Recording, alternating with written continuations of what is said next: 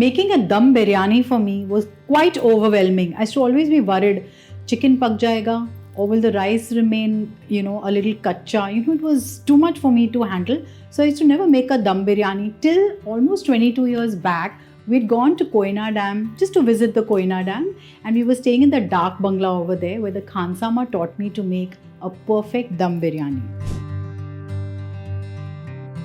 So for that, I've taken 1 kg of chicken here. You can take mutton as well, but I've still not reached that stage to make the perfect dum biryani with mutton because mutton takes much longer to cook. But I thought I'll make a chicken one for you guys. So for that, I'm going to add 2 cups of yogurt to the 1 kg of chicken, 2 tablespoons of garlic paste,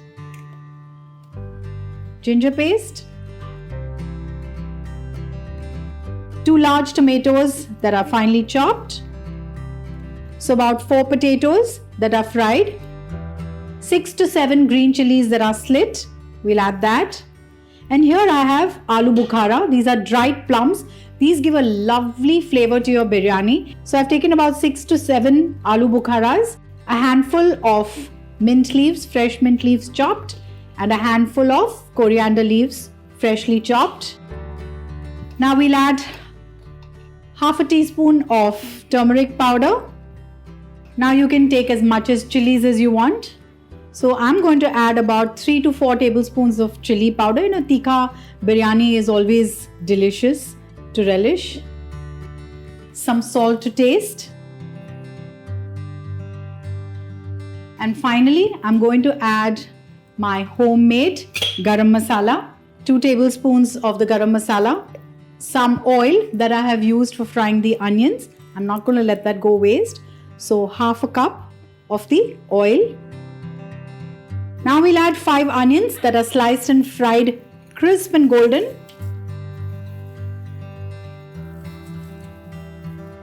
And now we'll mix this well.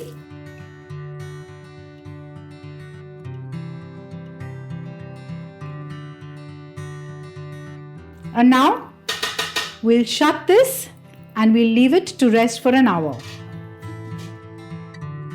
Now after letting the chicken rest for an hour, before we cook it, I'm going to add the rice. So here I have 750 grams of rice, which I have cooked only to 80%. So when you break the rice, it should have that little bit of a raw, like an al dente feeling to it. So I'm just going to add the rice now over the chicken.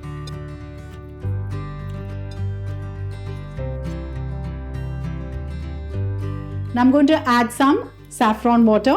I've just taken a few strands of saffron and dissolved it in normal water. Now I'm going to drizzle some ghee on top, about 2 to 3 tablespoons of ghee. We'll garnish it with some fried onions.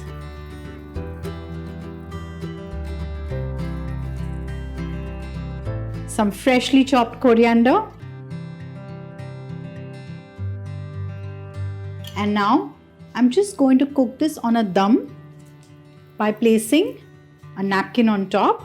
So I'm using a napkin so that the steam doesn't escape. Just cover it with a lid absolutely tight. Just put this ends on the top of the lid.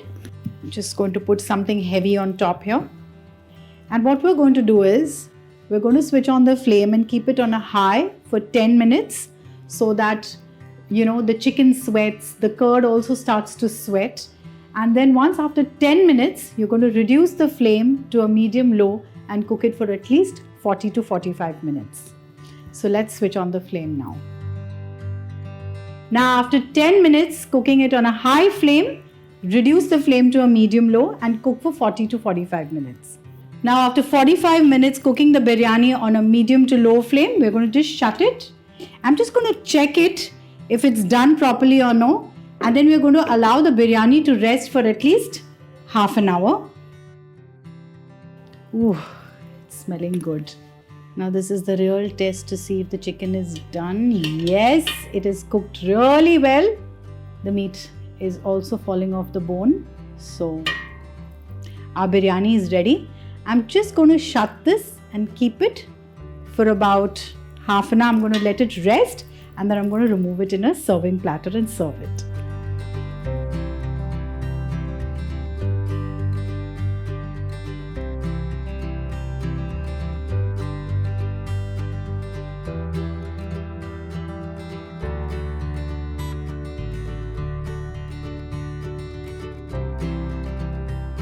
And the dum biryani is ready to be served. It's not very difficult.